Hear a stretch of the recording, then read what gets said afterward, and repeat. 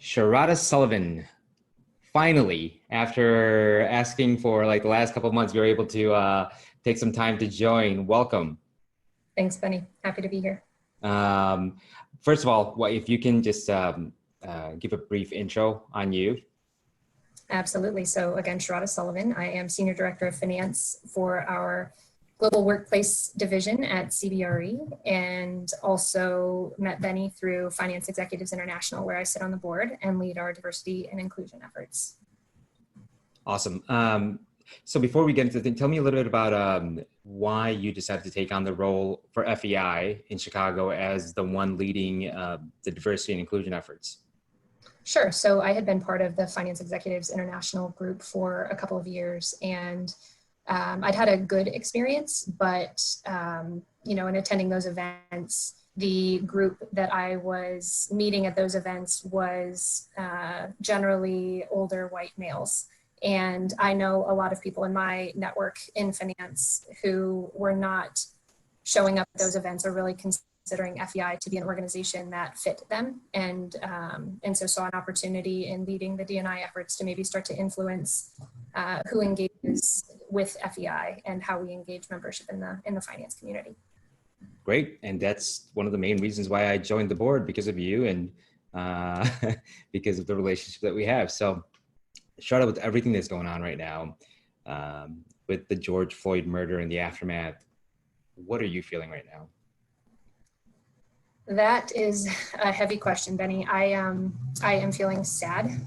And I think part of that stems for me from the fact that I have been passionate about diversity and inclusion for a number of years. But I've realized recently that it's been somewhat of an academic exercise where I understand the numbers and I understand and feel very passionately that equity is important. And I want to see that represented in my community and in the place that I work, the organizations that I'm a part of, but I haven't necessarily felt it personally.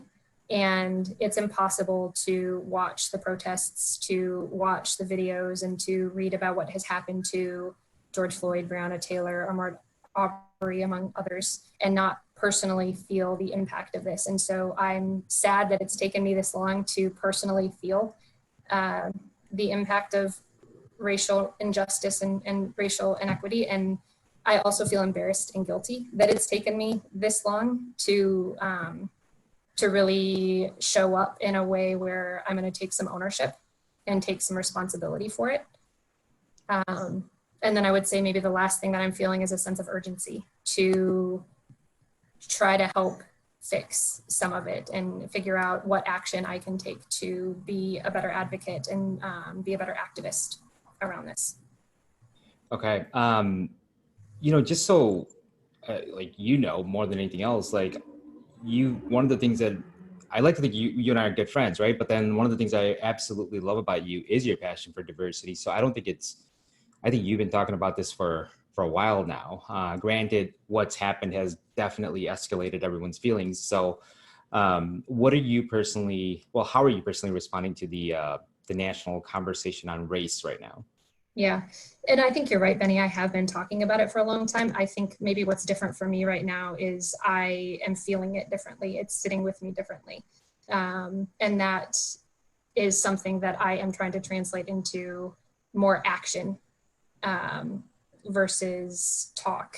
So what I'm personally doing is looking at myself, really.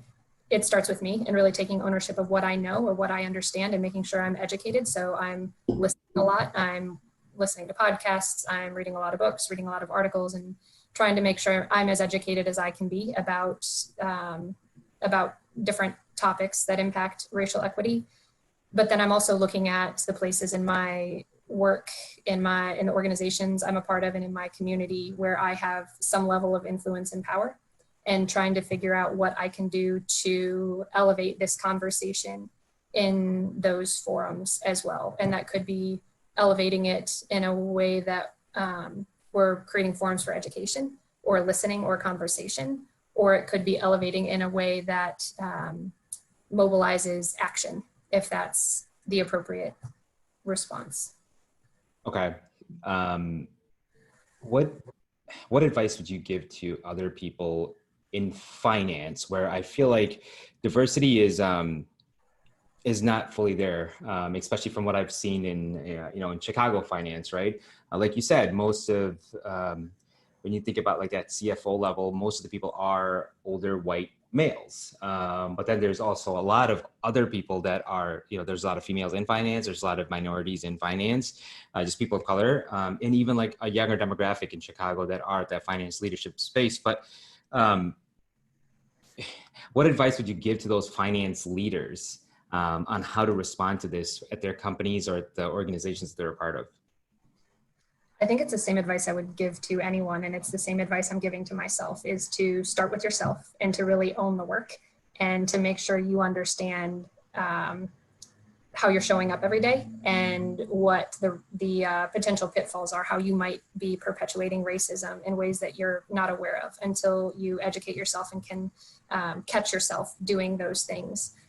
So I'd say own the work and take responsibility for it. And then the second thing that I would say is, again, how I'm trying to show up myself. Figure out how you have influence or power within your organization, and that may be around recruiting or hiring, and how can you make sure you're building a pipeline of talent that is more diverse.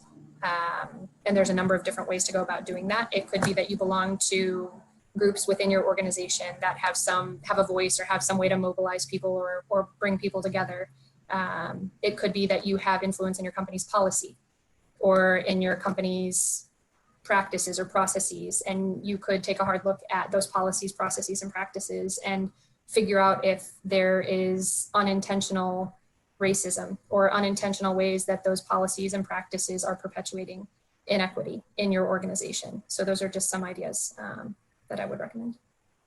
Got it. No, that makes sense. I think obviously you and I have talked about how we both feel about it, and we both have strong feelings towards it. And I'm glad that I have someone like you too, because like we're both bouncing ideas off of each other and actually putting some things into action. So I really appreciate you finally, like joining me for this thing. And I'm looking forward to working with you with FEI in order to make some changes and to create some more awareness. Yeah, thanks, Betty. I think the last thing that I would just say is that I am not a DEI professional by any stretch. And you wouldn't, I think, classify yourself in the same way. And I think it's just as important, more important, that you and I feel some ownership of this work, that this work doesn't belong to DEI professionals, and it doesn't belong over in this silo or in this corner, that everyone has to feel some ownership for this work. And so I'm going to make mistakes. I'm going to say things that make people cringe. I'm going to show up in a way where I could have done better. And I hope that as part of this journey, I have the humility to learn from that and to do it better the next time, but to keep doing it and to keep owning it. And thanks for having me on. Thank you.